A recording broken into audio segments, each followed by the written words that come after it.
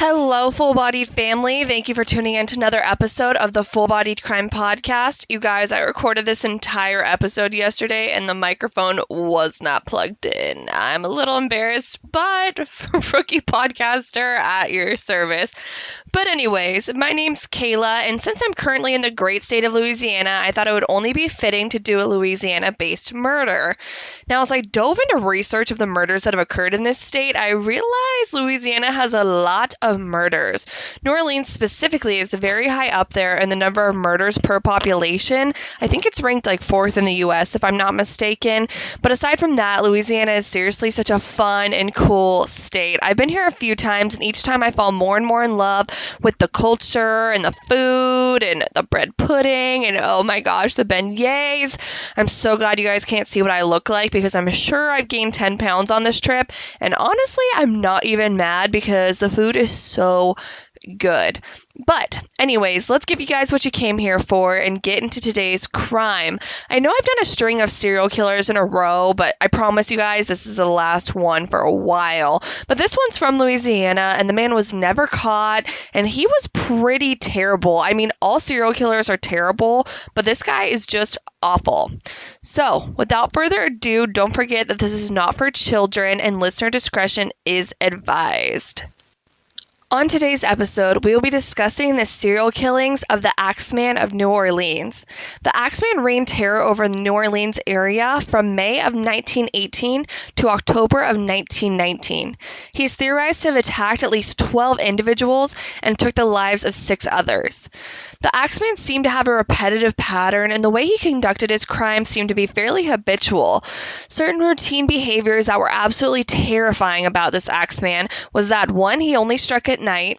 2, it always seemed to be couples or individuals who were sleeping. But I think the most horrifying trademark of this serial killer is that he didn't bring his own tools or weapons. He strictly only used the tools or weapons that were at the residence or near the residence where he was committing his crime. So numerous people fell victim to their own tools that they had in their homes. Once he began his killing spree, no one felt safe. The city of New Orleans was in pure horror, wondering if they would be his next victim. The first known murder occurred on May 22, 1918. To provide a small background on the victims, their names were Joseph and Catherine Maggio, and Joseph was a local Italian grocer and barroom owner. And from my understanding, Catherine and Joseph lived in an apartment either on top of or next to their grocery store. But the article I read was somewhat vague on this. I just know that it was attached. So on this May 22nd night, the Axeman snuck into their home, found the couple sleeping in their bed, then used a straight razor to slit their throats. He then took an axe and hit them both over the head, and the cause of overkill was later presumed to have been done so that it would conceal their actual cause of death, which was the throat slashing. The body of Catherine and near lifeless body of Joseph was found by 2 of the Maggio brothers, Jake and Andrew, approximately 2 hours after the attack occurred. It was reported that Catherine was cut in the throat so deeply that she was nearly decapitated. So Catherine was already deceased when the brothers arrived, and Joseph was clinging to life, but unfortunately he died moments after being discovered. The brothers who had discovered the 2 lived in the apartment directly next door to the couple, and they said that they decided to go over and check on Joseph and Catherine because they heard groaning noises through the wall. So in Joseph and Catherine's apartment, investigators actually had a lot of evidence to go off of. First, the murderer had left his bloody murdered clothes and changed into clean clothes before leaving the residence. Later, investigators had also found a bloody razor that was used to slit the throats of Catherine and Joseph, and this razor was found in the lawn on a nearby property. The case does get a little tricky once investigators discover that the razor actually belonged to Joseph's brother, Andrew Maggio.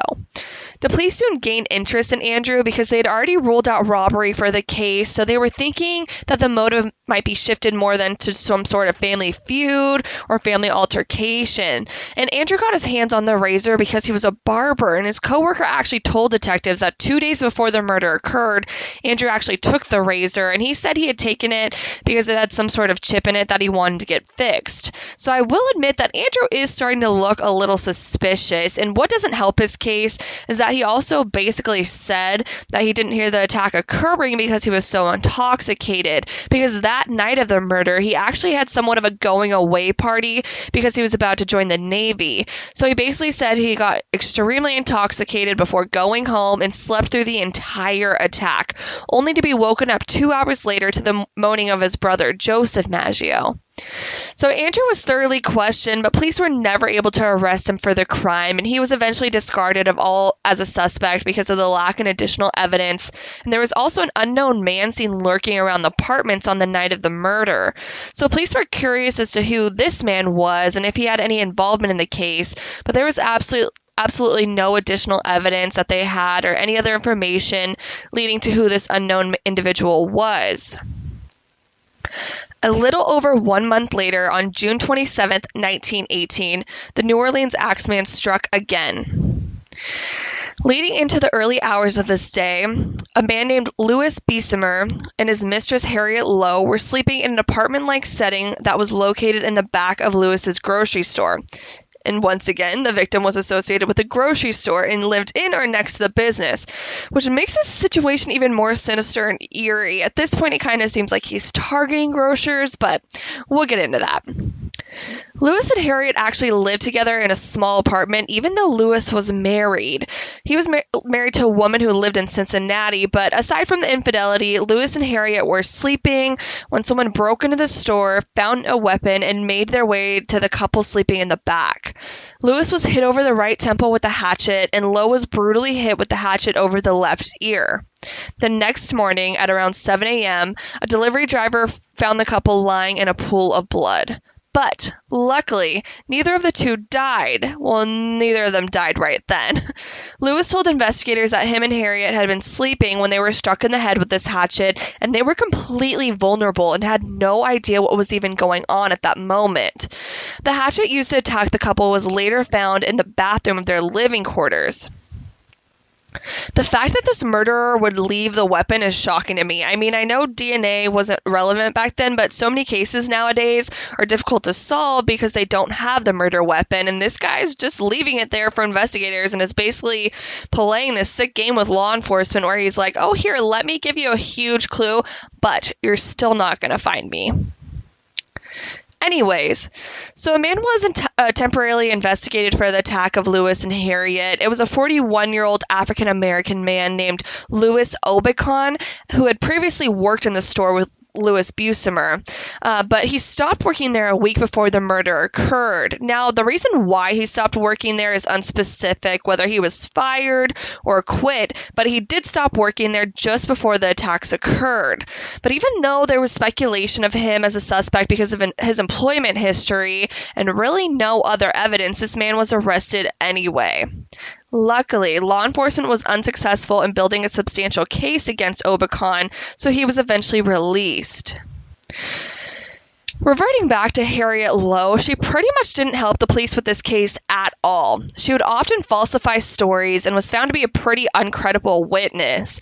In the midst of all of this, there was even allegations that Louis Bessemer was a German spy, and Harriet actually told investigators that she too thought he was a German spy. And Louis was immediately arrested for this, but luckily he was released 2 days later because there was no substantial evidence, and the fact that he was definitely not a German spy. They basically thought he was a German spy because upon searching his apartment or his little living headquarters, they found a trunk that had a bunch of letters in different languages, so they presumed that, just German spy, that's where your head goes, I guess. After the attack, and after basically having a flight of ideas on who hurt her and who the real Louis Bessemer was, Harriet made one last false accusation while on her deathbed after a failed surgery. So what Harriet said was that Louis Bessemer was actually the one who attacked them both. Right after this allegation, and about a month after the attack, Bessemer was actually arrested for the crime and was now charged with murder since Harriet ended up not making it due to surgery-related complications. So he served 9 months in prison for a crime he was actually a victim of. But luckily, he was released on May 1st, 1919, after jurors deliberated for only 10 minutes. The next attack occurred on August 5th, 1918. Anna Schneider was a 28-year-old female who was 8 months pregnant when she was attacked in her sleep.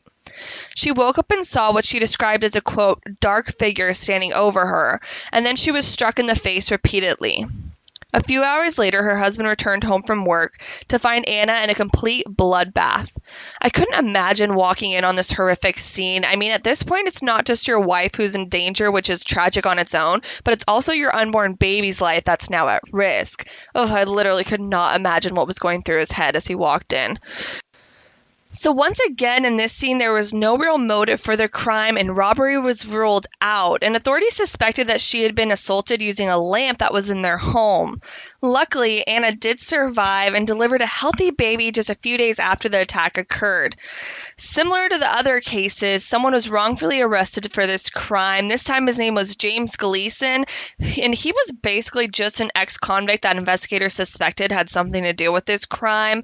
Obviously, since there wasn't really nearly enough information and no evidence, Gleason was released from custody, and the case did go cold.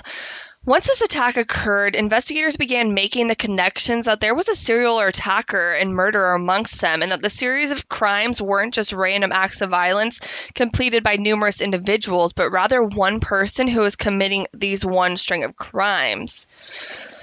The next attack occurred on August 10th, 1918, and on this night, two sisters named Pauline and Mary Bruno woke up to disturbance that was occurring in the room next door, which was their uncle Joseph Romano's room. They quickly went into their uncle's room and saw Romano lying on the floor with some major head trauma. Joseph Romano was an older gentleman who seemed to have no enemies and basically possessed no threat to his attacker. Once his nieces walked into the room to find him gravely injured, they also noted a man running away from the scene. They did provide investigators with a description, but it was very vague. They said he was, quote, a dark-skinned man who was a bit heavier set and wearing a suit and a slouched hat. Even though Joseph Romano suffered extensive head trauma, he actually walked to the ambulance where he was then taken to a nearby hospital where he would eventually succumb to his injuries 2 days later. Once again, their murder weapon, which in this case was another axe, was left in the backyard of the home, and then they discovered that the point of entry into the home was a square spot taken out of the back door where the suspect had actually cut a piece out in order to make his way in. After the crime on Joseph Romano is when this unknown man got his title, the Axeman of New Orleans. People were in sheer panic over this man. I mean, seemingly no one was safe. You have this guy who's literally cutting his way into people's homes, finding one of their own weapons, which in numerous cases was an axe, and then he brutally attacked all these people of different ages and sexes. He didn't have any distinct victim type other than someone who's pretty much sleeping. So this made it even more terrifying for the individuals of New Orleans. They had no idea who this man was. And unfortunately, investigators had no clue either. The next crime occurred on March 10th, 1919, when the Axeman struck again. This time he struck a family of three, Charles, Rosie, and their 2-year-old daughter, Mary Cortimiglia. I'm guessing that's how that last name is pronounced. Cortimiglia. So I'm going with Cortimiglia. I could be completely off, and if I am, I'm sorry, you guys.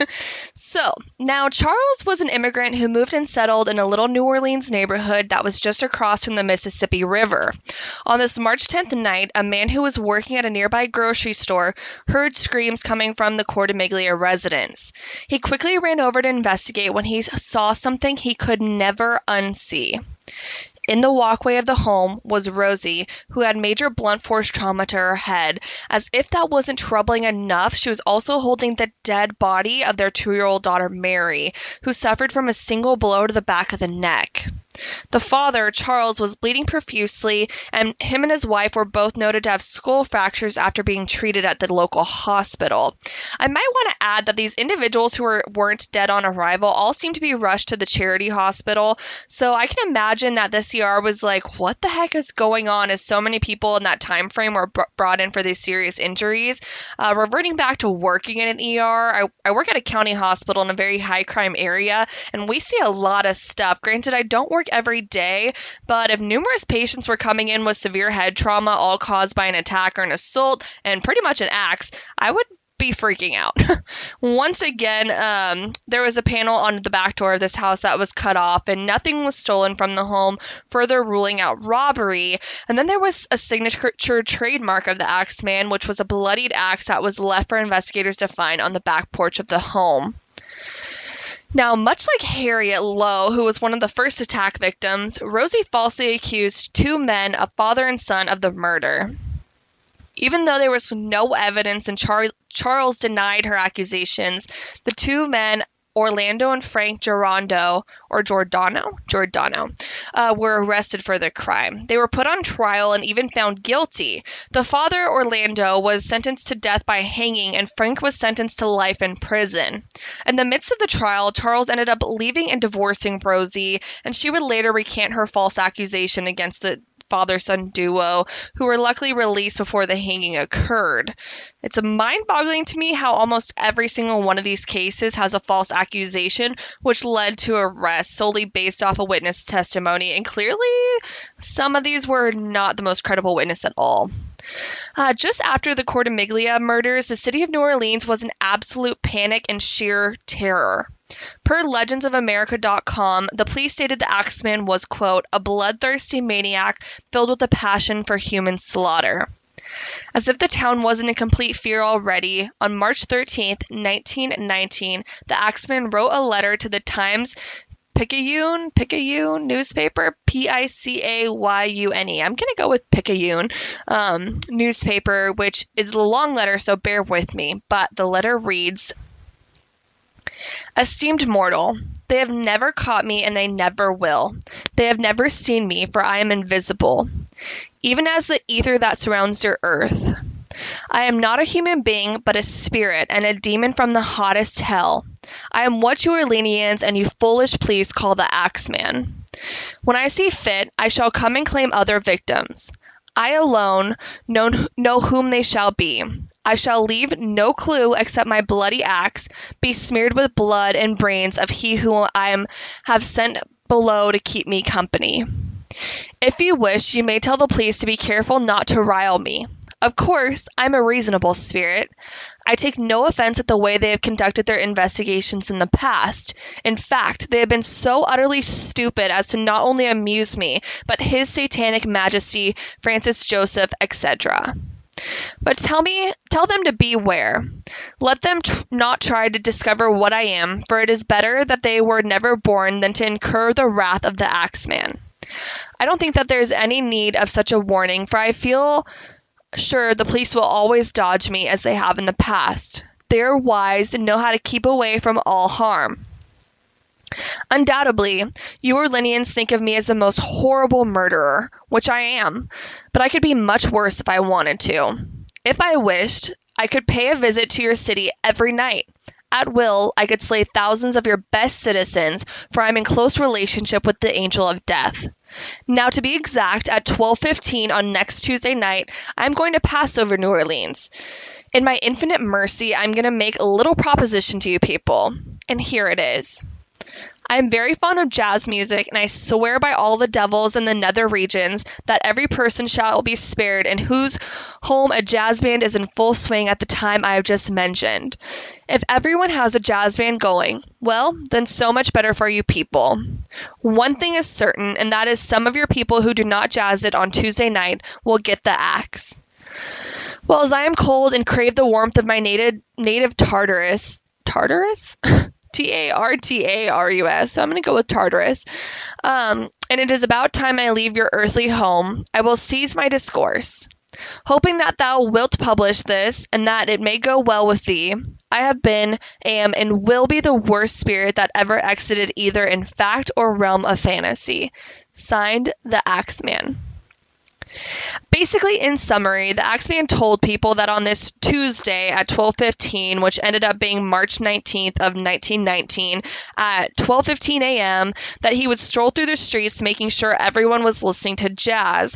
So in sheer panic, New Orleans was filled with jazz that night. People were playing jazz music in their homes, and places where you could listen to jazz were filled to absolute maximum capacity, an attempt to avoid being killed by the Axeman.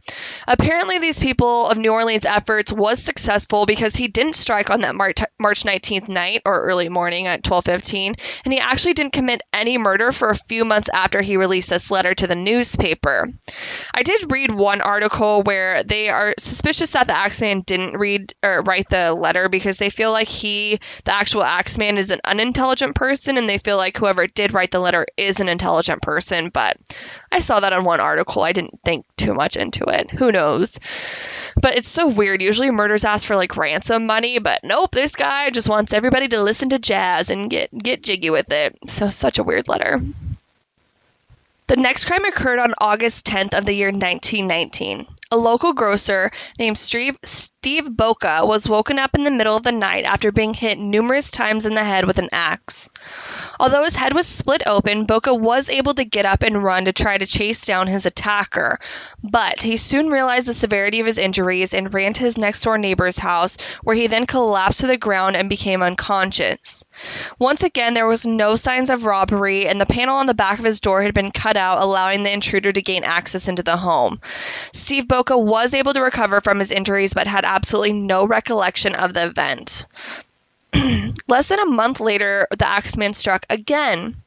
On September 3rd, 1919, the life of 19-year-old Sarah Lawman would change forever. Through an unlocked window, the intruder entered and attacked Sarah with an axe. The axe was later found on the front lawn of Sarah's apartment complex. Her body was discovered after neighbors grew concerned over the young girl who lived by herself, and they broke down her door after she didn't answer their knocks. Once they broke down the door, she was found unconscious with severe head trauma. Luckily, Sarah would survive her attack, but once again, just like Steve Boca, she had absolutely no recollection of the events. The last known attack of the Axeman occurred on October 27, 1919. Mike Pepitone was in his room when his wife, who was sleeping outside of the room, heard some commotion. She went to the bedroom to investigate the noise, and as soon as she got to the door, she was shoved aside by a man fleeing the scene. She looked at her husband, Mike, and saw that he had been struck in the head and was bleeding profusely. There was blood splatter all over the room, and it was truly gory and a gruesome scene to walk in on. Mike died 2 hours after the attack and was found to have been struck in the head 18 times. One thing that did make this case different than the other crimes was that Esther Pepitone, Mike's wife, said she saw 2 figures leaving the scene, not just one. Apparently, the attack on Mike was conducted using a large bolt with a nut, like a large nut head. I don't know exactly what that looks like, but that was used to hold down circus tents instead of an axe. And during the time of the murder, there was actually a circus going on down the road from the Pepitone home, so the killer was suspected to have either spotted this on his way to do the crime or have some pre-existing knowledge that this circus was in town near Mike's home. But without leads, without suspects, and without sufficient evidence, the identity of the Axeman remains unknown to date. There are numerous theories about this being mafia related because a lot of the victims were Italian, and there was also suspicion of a blackmailing gang who committed these crimes, but regardless of any theories, the Axeman was never caught and presumably remained a free man even after brutally murdering and attacking numerous individuals. Well, friends, that is the story of the Axeman of New Orleans. I hope y'all enjoyed it and are looking forward to the next episode. I'm feeling a little disappearancy, so I think that's the route I'm going to take on our next episode. But don't forget to follow along with pictures of this crime on our Instagram page, FB_crime. Follow us on Twitter at Full-Bodied Crime, and Facebook and YouTube, Full-Bodied Crime, and our website, full-bodiedcrime.com, where you can find all the sources for this case. And please, please go give us a review on Apple Podcasts, Spotify, Google Podcasts, so that I can continue making this podcast for you, because it's been extremely fun doing so thus far. Well, you guys, I hope you have a beautiful and most blessed day. I will be in touch with you soon. Bye-bye.